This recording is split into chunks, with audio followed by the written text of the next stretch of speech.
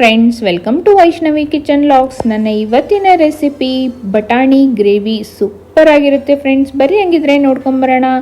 ಅದಕ್ಕಿಂತ ಮುಂಚೆ ಯಾರೆಲ್ಲ ನನ್ನ ಚಾನಲ್ಗೆ ಸಬ್ಸ್ಕ್ರೈಬ್ ಮಾಡದೆ ನೋಡ್ತಾ ಇದ್ದೀರೋ ಪ್ಲೀಸ್ ಸಬ್ಸ್ಕ್ರೈಬ್ ಮಾಡ್ಕೊರಿ ಹಾಗೂ ಬೆಲ್ಲೈಕನನ್ನು ಪ್ರೆಸ್ ಮಾಡಿ.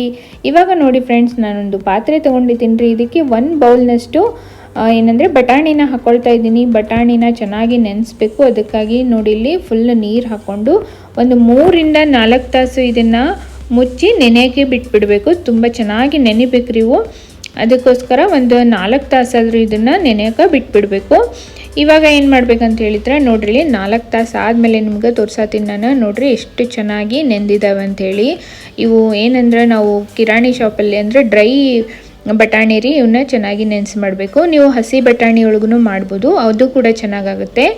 ಇವಾಗ ನೋಡಿ ಫ್ರೆಂಡ್ಸ್, ಇದನ್ನು ಒಂದು ಕುಕ್ಕರಲ್ಲಿ ಹಾಕ್ಕೊಂಡು ಒಂದು ಸ್ವಲ್ಪ ನೀರು ಹಾಕ್ಕೊಂಡು ಇದನ್ನು ಕುದಿಸ್ಕೋಬೇಕು. ಸ್ವಲ್ಪ ಉಪ್ಪು ಹಾಕ್ಕೊಳ್ಳಿ. ಉಪ್ಪು ಹಾಕಿದರೆ ಚೆನ್ನಾಗಿರುತ್ತೆ ಮತ್ತು ಬೇಗನೂ ಬೇಯುತ್ತೆ. ಅದಕ್ಕೋಸ್ಕರ ಇದನ್ನು ಲಿಡ್ ಕ್ಲೋಸ್ ಮಾಡಿ ಒಂದು 3 ವಿಷಲ್ ಆದರೆ ಸಾಕು ಫ್ರೆಂಡ್ಸ್. ತುಂಬ ಆಗೋದು ಬೇಡ, ಯಾಕಂದರೆ ಫುಲ್ ಮೆತ್ತಗಾದರೆ ಚೆನ್ನಾಗಿರೋದಿಲ್ಲ. ಅದಕ್ಕೋಸ್ಕರ ಇದಕ್ಕೆ ಒಂದು 3 ಟೊಮೆಟೊನ ಹೆಚ್ಚಿ ತೊಗೊಳ್ತಾ ಇದ್ದೀನಿ.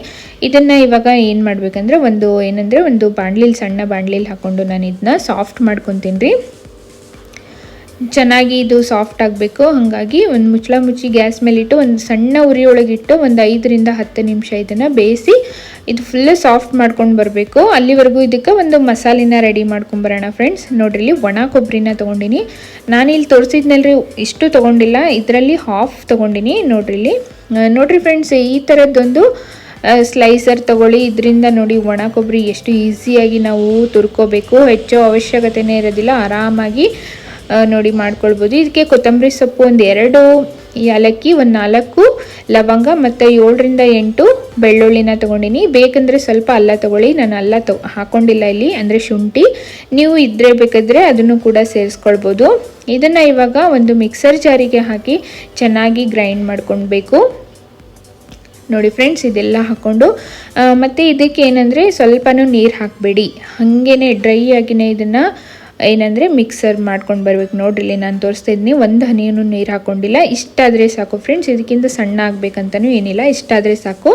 ಇವಾಗ ನೋಡ್ರಿ, ನಾನು ಬಟಾಣಿನ ಕುದಿಸೋಕ್ಕಿಟ್ಟಿದ್ನಲ್ರಿ, ಒಂದು 3 ವಿಷಲ್ ಆಗಿದೆ. ನೋಡಿ, ಇಷ್ಟು ಕುದ್ರೆ ಸಾಕು ಫ್ರೆಂಡ್ಸ್. ತುಂಬ ಕುದ್ಬಿಟ್ರೆ ಫುಲ್ ಮೆತ್ತಗಾಗ್ಬಿಡುತ್ತೆ. ತುಂಬ ಮೆತ್ತಗಾದರೆ ಅಷ್ಟೊಂದು ಚೆನ್ನಾಗಿರೋದಿಲ್ಲ. ಅದಕ್ಕೋಸ್ಕರ ನೋಡಿ, ಇಷ್ಟು 3 ವಿಷಲ್ ಆದರೆ ಕರೆಕ್ಟ್ ಆಗುತ್ತೆ. ನಾವು ನೆನೆಸಿಟ್ಟಿರ್ತೀವಲ್ರಿ, ಬೇಗನೆ ಇದು ಕುದ್ಬಿಡುತ್ತೆ. ಅದಕ್ಕೋಸ್ಕರ ನಾವು ಭಾಳ ವಿಷಲ್ ಬೇಡ, ಒಂದು 3 ವಿಷಲ್ ಆದರೆ ಕರೆಕ್ಟ್ ಆಗುತ್ತೆ. 2 ಆದ್ರೂ ಅಡ್ಡಿಲ್ಲ. ಇವಾಗ ನೋಡ್ರಿ, ನಾವು ಟೊಮೆಟೊನ ಬೇಯಿಸ್ಕೊಳಕ್ಕಿಟ್ಟಿದ್ನಲ್ರಿ, ಫುಲ್ ಮೆತ್ತಗಾಗಿದೆ. ಈ ಥರ ಆಗಬೇಕು ಫ್ರೆಂಡ್ಸ್. ಇದನ್ನು ಇವಾಗ ಒಂದು ಮ್ಯಾರಿನೇಟ್ ಮಾಡ್ಕೊಳ್ಳೋಣ. ಈ ಬಟಾಣಿಗೆ ಈ ಟೊಮೆಟೊನು ಹಾಕ್ಕೊಳ್ಳೋಣ ಈ ಚೆನ್ನಾಗಿ. ನೋಡ್ರಿ, ಆಮೇಲೆ ಒಂದು 2 ಸ್ಪೂನ್ನಷ್ಟು ಉಪ್ಪನ್ನು ಹಾಕ್ಕೊಳ್ತಾ ಇದ್ದೀನಿ. ಒಂದು 4 ಸ್ಪೂನ್ನಷ್ಟು ಖಾರದ ಪುಡಿನ ಹಾಕ್ಕೊಳ್ತಾ ಇದ್ದೀನಿ. ನೋಡಿ, ಖಾರನ ನಿಮಗೆ ಎಷ್ಟು ಬೇಕೋ ಅಷ್ಟು ನೋಡಿ ಹಾಕ್ಕೊಳ್ಳಿ. ಮತ್ತು ಸ್ವಲ್ಪ ಅರಿಶಿಣ ಪುಡಿ ಮತ್ತು ಸ್ವಲ್ಪ ಮಸಾಲ ಪುಡಿ, ಇದನ್ನು ನಾನು ಮನೆಯಲ್ಲೇ ಮಾಡಿಟ್ಕೊಂಡಿದ್ದೀನಿ. ನೀವಿಲ್ಲ ಅಂದರೆ ಯಾವುದಾದ್ರೂ ಬೇರೆ ನೀವು ಯಾವ್ದು ಯೂಸ್ ಮಾಡ್ತೀರೋ ಮಸಾಲ ಪೌಡರು ಅದನ್ನು ಹಾಕ್ಕೊಳ್ಳಿ ಫ್ರೆಂಡ್ಸ್. ನೋಡಿ, ಇಲ್ಲಿ ಚೆನ್ನಾಗಿ ಇದನ್ನು ಮ್ಯಾರಿನೇಟ್ ಮಾಡ್ಕೊಳ್ಳಿ. ಒಂದು 5 ನಿಮಿಷ ಇದನ್ನ ತೆಗೆದಿಡಿ. ಅಲ್ಲಿವರೆಗೂ ಒಂದು ಬಾಣಲಿ ಇಟ್ಟು ಅದಕ್ಕೆ ಎಣ್ಣೆ ಹಾಕ್ಕೊಂಡಿದ್ದೀನಿ. ಎಣ್ಣೆ ಚೆನ್ನಾಗಿ ಕಾದ್ಮೇಲೆ ನೋಡಿರಿ ಫ್ರೆಂಡ್ಸ್, ಇದಕ್ಕೆ ನಾವು ಮ್ಯಾರಿನೇಟ್ ಮಾಡಿ ಇಟ್ಕೊಂಡಿದ್ವಲ್ರಿ ಬಟಾಣಿ ಎಲ್ಲ, ಅದನ್ನು ಕೂಡ ಹಾಕ್ಕೊಂಡಿದ್ದೀನಿ. ಮತ್ತು ಇದಕ್ಕೆ ಸ್ವಲ್ಪ ನೀರು, ಭಾಳ ಹಾಕ್ಕೋಬೇಡ್ರಿ, ಸ್ವಲ್ಪ ನೀರು ಹಾಕ್ಕೊಂಡು ನೋಡಿ ಇಲ್ಲಿ ಚೆನ್ನಾಗಿ ಕಲಸಿ ಇದನ್ನು ಇಡಬೇಕಾಗುತ್ತೆ. ನೋಡಿ ಫ್ರೆಂಡ್ಸ್, ಎಷ್ಟು ಚೆನ್ನಾಗಿ ಕಲರ್ ಬಂದಿದೆ. ನೋಡಿ, ಈ ಥರ ಟೊಮೆಟೊ ಮೆತ್ತಗೆ ಮಾಡ್ಕೊಳ್ಳೋದ್ರಿಂದ ಗ್ರೇವಿನೂ ಕೂಡ ಚೆನ್ನಾಗಾಗುತ್ತೆ, ಟೇಸ್ಟು ಕೂಡ ಸೂಪರಾಗಿರುತ್ತೆ ಫ್ರೆಂಡ್ಸ್. ಇದನ್ನು ಮುಚ್ಚಳ ಮುಚ್ಚಿ ಒಂದು 2 ರಿಂದ 3 ನಿಮಿಷ ಇದನ್ನು ಹಾಗೆ ಬಿಟ್ಬಿಡಿ, ಚೆನ್ನಾಗಿ ಗ್ರೇವಿ ಆಗುತ್ತೆ. ಇವಾಗ ನೋಡಿ, ನಾವು ಗ್ರೈಂಡ್ ಮಾಡ್ಕೊಂಡಿದ್ವಲ್ರಿ ಮಸಾಲ, ಆವಾಗಲೇ ಮಾಡಿದ್ವಲ್ರಿ ಡ್ರೈ ಆಗಿ, ಅದನ್ನು ಕೂಡ ಹಾಕ್ಕೊಳ್ಬೇಕು.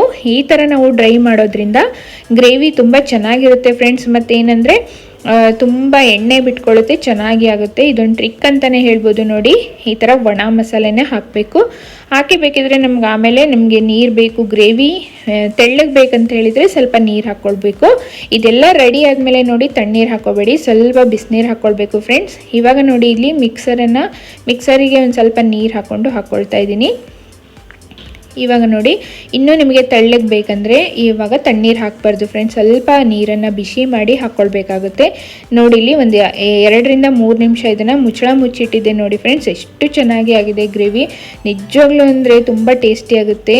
ಸ್ವಲ್ಪ ಕೊತ್ತಂಬರಿ ಸೊಪ್ಪನ್ನು ಹಾಕ್ಕೊಳ್ಳಿ. ಇವಾಗ ಗ್ರೇವಿ ರೆಡಿಯಾಗಿದೆ. ಇದು ಚಪಾತಿ ಪೂರಿ ಜೊತೆ ಅಂತೂ ಸೂಪರ್ ಕಾಂಬಿನೇಷನ್, ರೈಸಿಗೂ ಕೂಡ ತುಂಬ ಚೆನ್ನಾಗಿರುತ್ತೆ. ನೀವು ಕೂಡ ಮಾಡ್ಕೊಳ್ಳಿ ಫ್ರೆಂಡ್ಸ್. ಮತ್ತು ಹೆಂಗಾಗಿದೆ ಅಂತ ಹೇಳಿ ಕಮೆಂಟ್ಸಲ್ಲಿ ಬರುತ್ತೆ, ಅದನ್ನು ಮಾತ್ರ ಮರಿಬೇಡಿ. ನನ್ನ ಚಾನಲ್ಗೆ ಯಾವಾಗಲೂ ಹೀಗೆ ಸಪೋರ್ಟ್ ಮಾಡಿ, ಆ್ಯಡ್ಸನ್ನು ಸ್ಕಿಪ್ ಮಾಡ್ದೇ ವಿಡಿಯೋ ನೋಡಿ. ನೆಕ್ಸ್ಟ್ ಒಂದು ಇಂಟ್ರೆಸ್ಟಿಂಗ್ ರೆಸಿಪಿಯೊಂದಿಗೆ ನಿಮಗೆಲ್ಲ ಸಿಗ್ತೀನಿ ಫ್ರೆಂಡ್ಸ್. ಅಲ್ಲಿವರೆಗೂ ಥ್ಯಾಂಕ್ ಯು ಫಾರ್ ವಾಚಿಂಗ್.